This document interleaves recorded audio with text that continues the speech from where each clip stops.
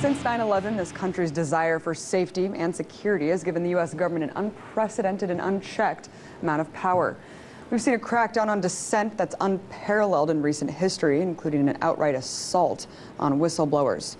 Obama alone has already charged 8 people with espionage under a law drafted during World War I that was designated for foreign spies.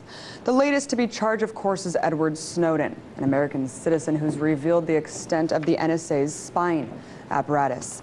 And although Snowden's story continues to make international headlines, other lesser-known whistleblowers over the years have also exposed disturbing aspects of the security state, one of which is Susan Lindauer, ex-CIA asset and author of the book Extreme Prejudice, the terrifying story of the Patriot Act and the cover-ups of 9/11 and Iraq. She's joining us now to talk about her experience whistleblowing about Iraq and 9/11, and also just the greater war on whistleblowers. Here she is. Susan, thank you so much for coming on. Thank you. It's great to be with you. So you claim that you were indicted, not charged, but indicted under the Patriot Act. Can you break down the most simplest of terms for the audience? What happened to you? My story is a cautionary tale in this age of Edward Snowden and Julian Assange.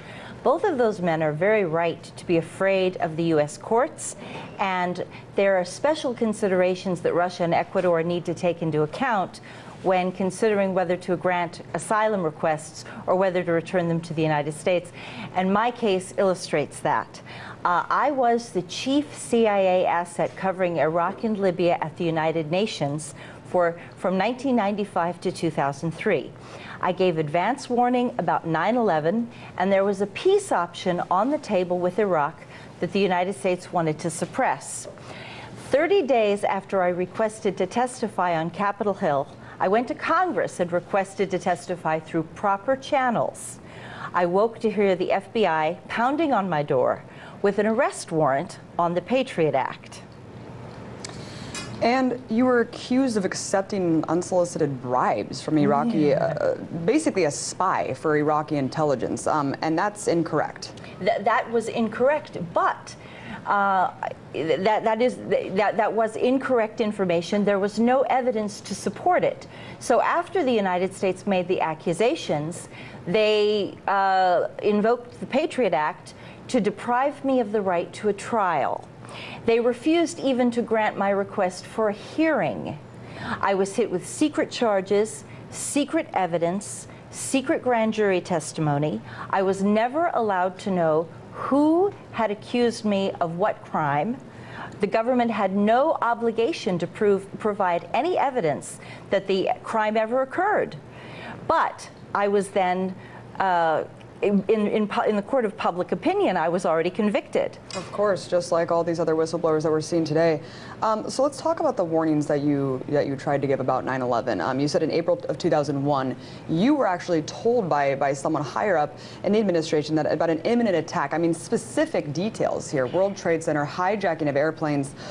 What were you working on that you needed to know that information? I mean, you say that you were a CIA asset. I was the back channel. I was a covert back channel to the Iraqi embassy, and my CIA handler, Dr. Richard Fuse, instructed me to pass a message in April of 2001 to Iraqi diplomats and the Iraqi ambassador that the United States was seeking any fragment of intelligence regarding airplane hijackings and a known strike on the World Trade Center, and the threat that the United States was threatening war with Iraq from the highest levels of government, quote, and when you're back channel, it's very precise, quote, above the Secretary of State and above the CIA director. Now, that's only 3 people: the President of the United States, the Vice President, and the Secretary of Defense. That meant that all 3 of those individuals already knew about 9/11 in April of 2001. And we know now that there were, I mean, dozens of warnings. It went well beyond the August 6th PDB that everyone talks about. I mean, we're talking about the light blinking red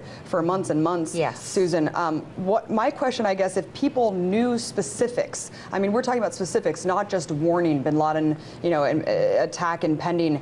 Why didn't more people call out the government's total plea of incompetence after the fact? Well, what the government did was the government made an example of those of us who knew the truth. And they said, if you cross the line, now I want to emphasize, I requested to testify through proper channels. I was a whistleblower, but I did it through Congress. I tried to do it through Congress. And a lot of whistleblowers are citing my case as evidence that going through the proper channels is not going to work and is not going to protect the public or the whistleblower. It makes no difference. If the government feels threatened, they will attack you, even if you're doing everything right. So why not make sure that the public has the information? So you're saying if you'd known about the Iraqi peace option, the whole world could have stopped the Iraq War. Well, of course. So yeah, you were trying to broker peace between Iraq as this liaison for the government. And so are you saying that the government purposefully allowed 9/11 to happen, made 9/11 happen? Yes. And that they were not Absolutely. interested in avoiding war with Iraq at all? They had already decided that if the 9/11 conspiracy maximized damage on the towers, that there would be a perfect pretext for war. And they were overriding, Iraq's response to that was to invite the FBI to send a task force on terrorism into Baghdad with authorization to conduct a pre-9/11 investigation. Iraq said, if you think that there's evidence here, come get it. We want to help you because we want to preserve the peace option. Well, what's weird is why didn't they tell you to go try to broker between Saudi Arabia or Afghanistan? I mean, they knew that bin Laden was involved in the PDB and the briefings. Why Iraq? It seems so non sequitur. Yeah, oh, exactly. There was no, and Saddam Hussein was one of our best sources on terrorism intelligence. Right. Throughout the 90s, Iraq was very afraid of the Islamic jihadis who might destabilize the secular regime and take advantage of the poverty caused by sanctions to try to bring about some Islamic revolution. So Saddam was very eager to help identify terrorist conspiracies, and he saw that as a strong point of his administration, that he could reach across the table and keep a line open to Washington. And that's what I existed to do, because even under sanctions, we still had to protect international security from terrorist threat. In light of the recent NSA revelations, Susan, I mean, you yourself were subject to really harsh crackdown from the government. I mean, even the author of the Patriot Act, though, he said that he never intended it to be used in the way that it is now. I mean, what do you think? When you're looking at everything that's happened over the last decade, did you foresee it ever getting to where it's gone and how pervasive it's become? I was the second non-Arab American ever indicted on the Patriot Act. And the Patriot Act has criminalized dissension. It says that sedition is the act of opposing the government through nonviolent means has become such a threat that free speech itself is now criminalized by the Patriot Act. And I think we're going to see the Patriot Act applied to many more people.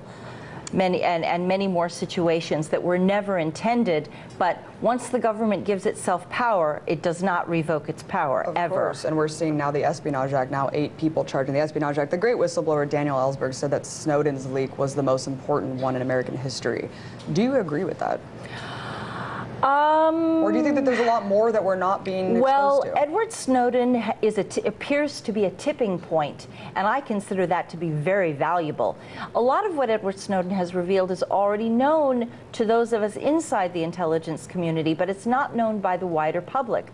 And he has forced this issue into the public domain, where ordinary Americans are now confronting the extreme surveillance that's going on. But I can tell you that for several years, within a 10-mile radius of every home in the United States, in the most isolated rural areas, there is someone listening to your phone calls and reading your emails. And we've known this for a long time. And to wrap it up, we have about 30 seconds left, but given the enormous punishment that we are seeing on whistleblowers, why are you not treated the same as Kiriakou, Manning, Snowden? And how are you able to sit here and talk to me?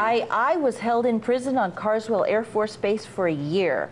I was held under indictment for 5 years with no trial. I was forced to go into court with no attorney present to fight bail revocations that had no justification. I said, if you have evidence, convict me. You think you have evidence? I demand that you present it to a jury of my peers. They said, no way, because they didn't have any evidence. There was nothing. Right. I never took money from the Iraqis. Well, thank you for coming on, sharing your story. Definitely a really crazy time for whistleblowers, Susan. I'm glad that you're speaking out. Appreciate it. Thank you very much.